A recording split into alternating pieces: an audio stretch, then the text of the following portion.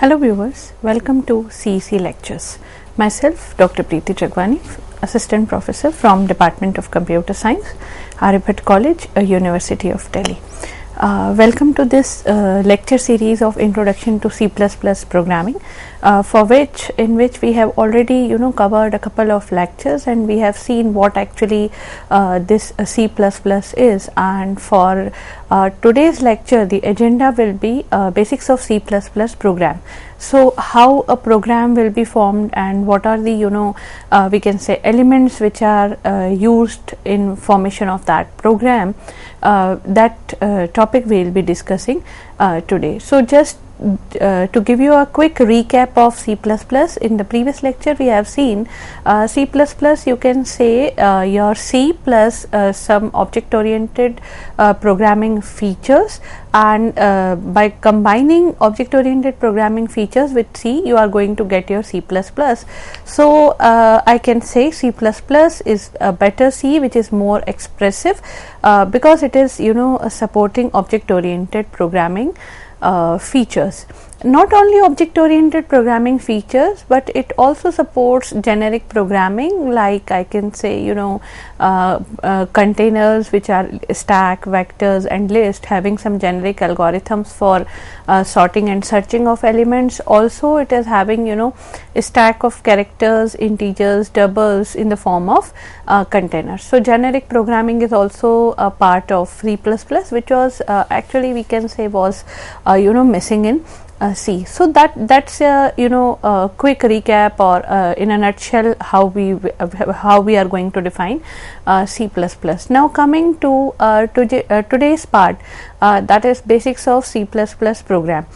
So within this particular lecture, what we are going to consider first is how a C++ program is formed. That means structure of C++ program. So when we see a complete C++ program, so it is in the topmost section it is having some header file declaration section, which is covered with the help of preprocessors directives. We will be having a detailed look onto it. Then it is having global declaration section, in which the variables which are used globally will be declared, followed by a class declaration, and within that method definition section. As you all aware of that, class is a very important feature of your C++ programming, or in we can say object oriented paradigm language.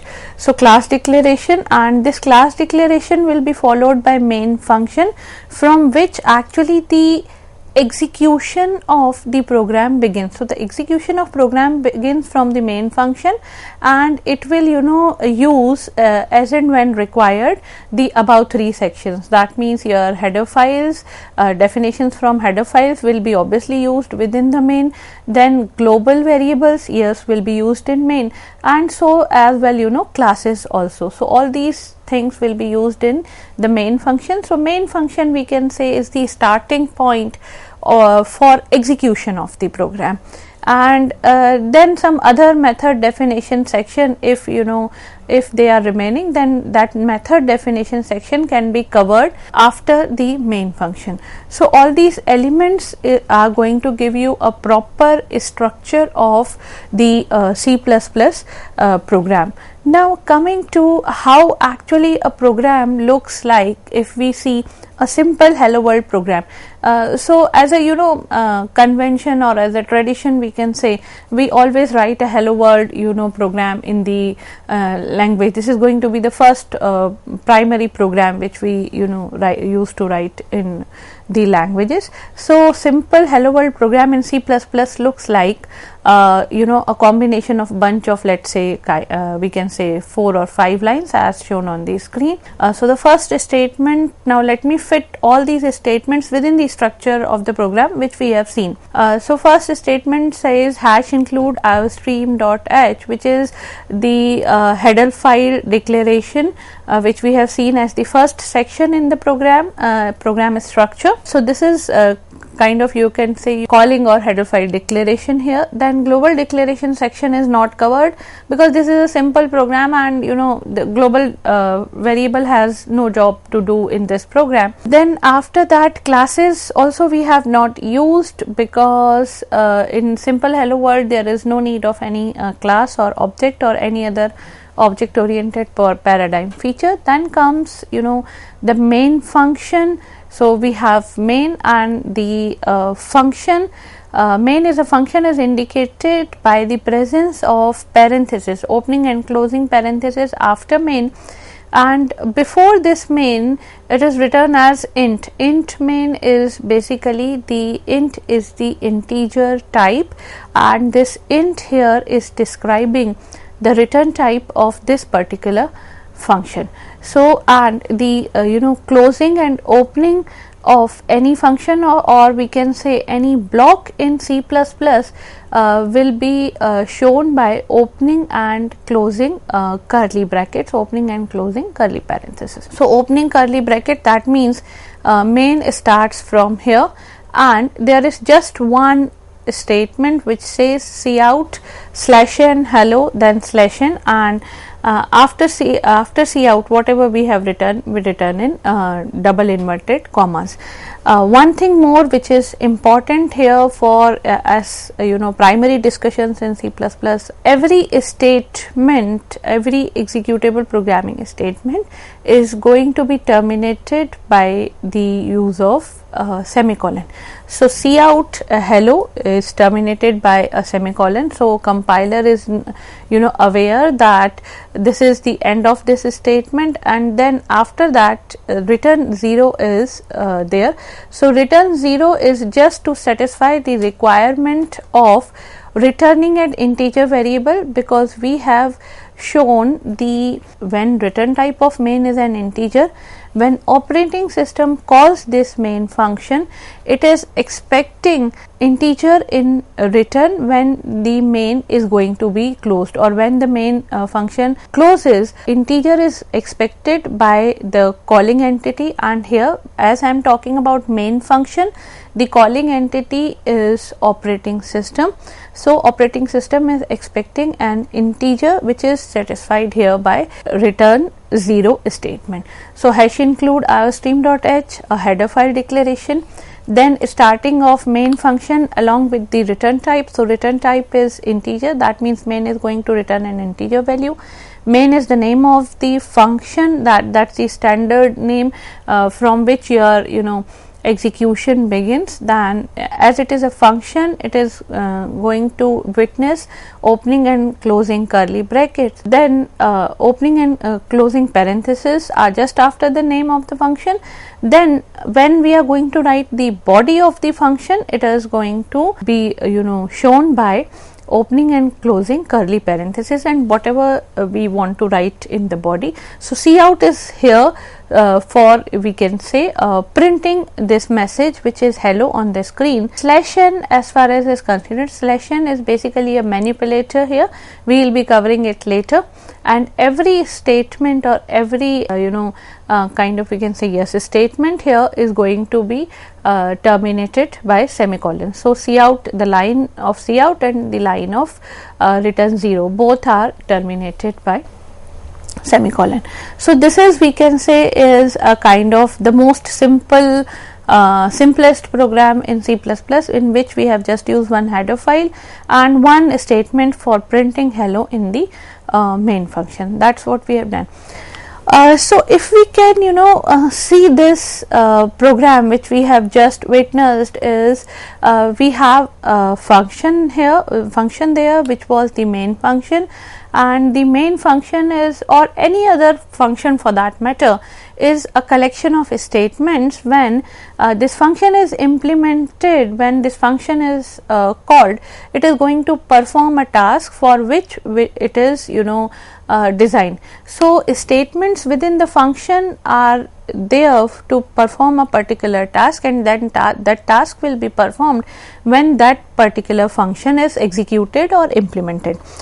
As far as function are concerned, this can be predefined or standard function, or it can be a user defined function, as we have seen here, the main main function. So main function is actually, you know, user defined function in which user is going to write whatever task this main needs to perform according to the program requirements.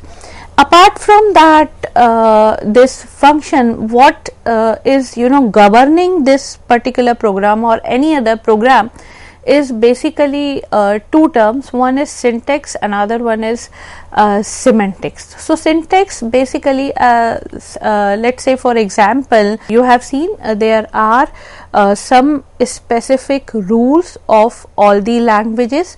So similarly, here are the syntax are basically, I can say, grammatical rules or the rules that specify which instructions or which statements are valid or which are legal or which are illegal. So for example, I am terminating the program, I am terminating a statement using semicolon. This use of semicolon is actually a syntax rule in C++. So all the grammatical rules abiding which a program has to be written correctly, those rules are known as syntax rules. Another thing comes up while writing the program is semantic rule. Semantic is the term which is I can say associated with the meaning. So semantic rules, following semantic rules in a program, that means the program must abide by what is requirement or what is the meaning of the instruction. So that meaning of the instruction is captured by semantics, and the way of writing or correct grammar of the expression or instruction is captured by syntax. So basically, while writing a program in any programming language, we have to be very, very clear about the syntax and the semantics part of the program. Then within that particular program, if you have seen, there are some sections which I have not gone through, I can say deliberately. So there was a statement which says #include iostream.h, and there was something which is written as header file, and this header file is actually a comment section. So as main function, the term main function is also a comment section. So comments here are basically required for the understanding of user, they are not for the compiler to be executed. Compiler, whenever witnesses the comment, it is going to ignore those comments. So how many types of comments are there in C++? We can say we have basically two types of comments. One is single line comment, another one is a multi-line comment. So if you want to write a single line comment, it has to be preceded by double slash, and whatever is written after this double slash within that particular line, it's a single line comment, please understand. So whatever you are going to write starting from starting after this double slash till the end of program, that's a single line comment and will be specifically ignored by the compiler. Now coming to the multi-line comments or multiple line comments. So multi-line comments can occupy several lines. So comments which are lengthier or longer and are more than one line will be taken by multiple lines. So multiple line comments start from slash and asterisk, and they are they end with asterisk and slash. That means the symbols in the opposite sequence, I can say. So two types of comments, single line and multiple line. Then within the program we have used a lot of I can say reserved words, keywords and many other things. So basically your keywords are something which are I can say reserved word which a user cannot use for its own purpose of naming the variables. So soon we'll be starting what are variables and how to name them.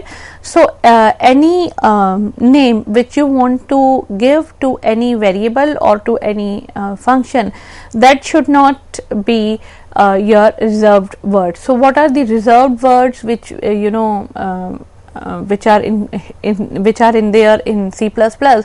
We can have int, then float, all these data types, for example void, then we have const, char, return, and this list is not exclusive. The keyword list is huge, and that can be easily searched, and you will find the whole list of keywords. So these are in a way reserved words which are not to be used for the naming purpose by user at least. Then coming to the names given by the users. So names given by the users are known as identifiers. These identifiers consist of letters, digits and underscore characters. So a function or a variable can have the name func1 function1 as in function1, func1 it can have, or but it must begin either with a letter or underscore. So func1 is fine, but one func is not fine. And please remember, your C++ is case sensitive.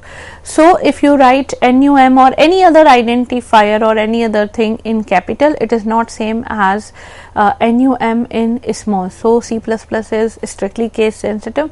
Then another predefined identifiers, if we can see, one we have just seen was the cout, which is used for the printing specifications or for the printing purpose. Another one is cin, we will be soon covering this cin. So this predefined identifier, there are predefined identifiers also, these are cout and cin and many others. But while taking any name for the identifier, we have to be careful to assign the name legal identifiers. For example, if you can see on the screen, there are some examples which are illegal identifiers. Employee salary, as it is containing blank between employee and salary, not allowed. Then hello exclamation sign is not allowed. Only underscore you can use in terms of from a special symbols. Then 1+2, again a special symbol cannot be used, which is plus. Then second, so 2 and d, a valid combination but not a valid sequence. An identifier cannot begin with a digit. ND2 is fine, but 2 and d is not fine. So there can be various examples of illegal identifiers for which we have to be very, very careful. Now coming to the another keyword, which is the keyword of const, which is const. So const is basically it is used for the named constant, which is, I can say, is a memory location whose content cannot be changed during execution. And how we are going to declare a named constant is, I will write const const, then the data type, whether the variable is going to be an integer or a float or what kind of it is, then identifier, name of the variable, and whatever value I will be assigning it to after is equals to. So I can write const int a is equals to 10. So in this situation, my a is a variable which is of data type int, and it is going to be a constant, and the value is equals to 10. So if within the program I can say a is equals to a multiplied by 20, or whenever I want to change the value of a, it is not allowed, because a you have given as the constant, a you have specified with constant keyword. Then within this C++ program, we have white spaces also, including your blank spaces, tabs and new line characters. So basically these white spaces are used to separate various lines or special symbols and reserve word and identifiers. So apart from all these elements, very important element which is contained in almost each and every program is variable. But before going to the variable, we are going to consider one important concept, which is known as data type. So data type is nothing but, I can say, a set of values which is together is going to be, or which is together going to be associated with a single operation or a set of operations. For example, if we can see data types in C++, that means what kind of values the variables of C++ program are going to hold, what kind of values we are going to place in that particular or any particular variable is known as data type. So, if you can see C++ data types, it is basically divided into I can say 3 categories, which are further divided. So, the main 3 categories are we have simple data types, then we have address data types, and we have structured data types. So, within simple data types, it is having integral data types, or I can say data types belonging to the class of integer. Then we have enumerated enum data types, and then we have data types of which require floating point values or real numbers, I can say. Then within address, they are having pointer and references. These two are related to address data types. Then within the structured means these are not the simple data types. These can be I can say divided into simpler structure. For example, these are arrays.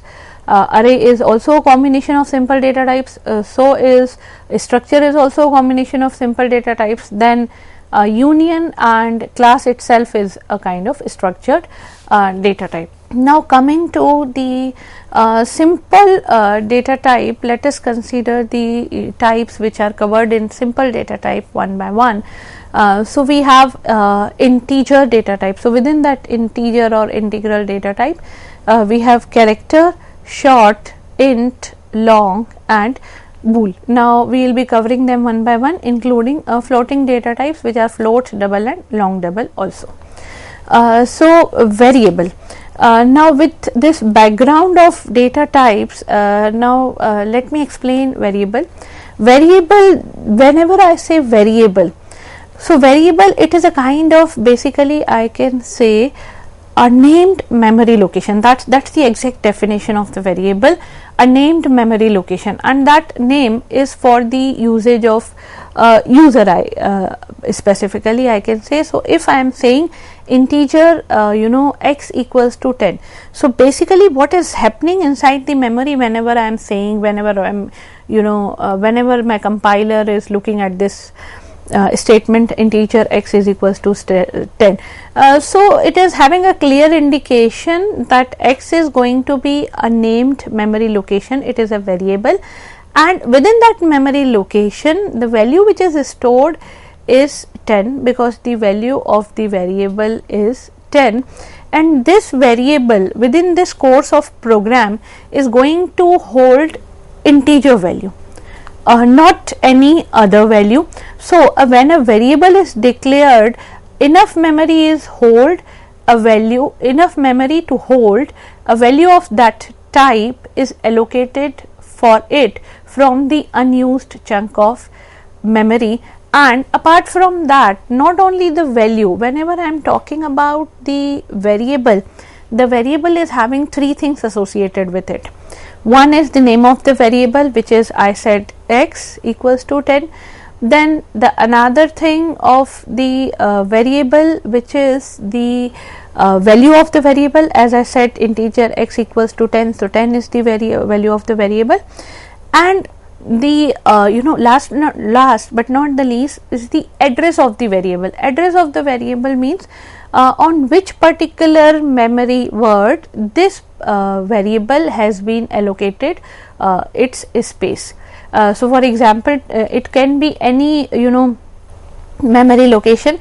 Generally these memory locations are in hexadecimal notations, but for the sake of simplicity we are taking them as kind of simple numbers. So, for example, I have given 3 variables. One is integer x, another one is float numbers, third one is character ch.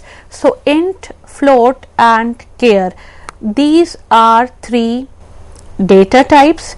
The corresponding variables are x, number and ch. Now, whenever I am saying, when a variable is declared, so whenever I am saying integer x, that is the declaration of the variable, and whenever this declaration is happening, enough memory to hold the value of that particular data type is allocated for that variable. That means for variable x, a memory chunk is allocated which is enough to hold a integer value. Now, how much is enough to hold an integer value? So, for integer it is going to be 2 bytes, then for float it is going to be 4 bytes, and for character variable it is, I can say, a single byte. So, if you can see the numbers which are written on the screen, so x when allocated on 2000, so 2000, the byte number 2000 and 2001 are for x, 2 bytes.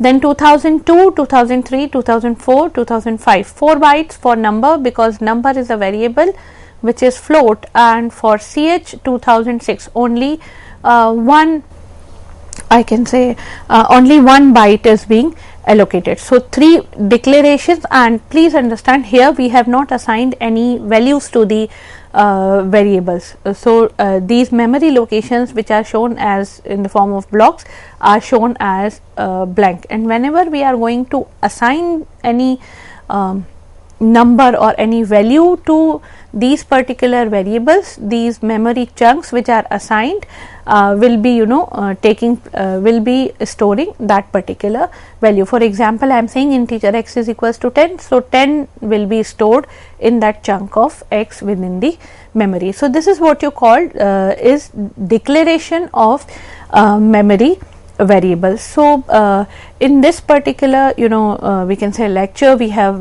what we have seen is in a nutshell we have covered what actually C++ is, and we have seen many basics of many basic elements of C++ program which are kind of variables. We have seen data types, in short what actually data types is, how a C++ program looks like, and we have also understood the meaning of syntax and semantics. Thank you for a patient hearing. Hope you have enjoyed the lecture.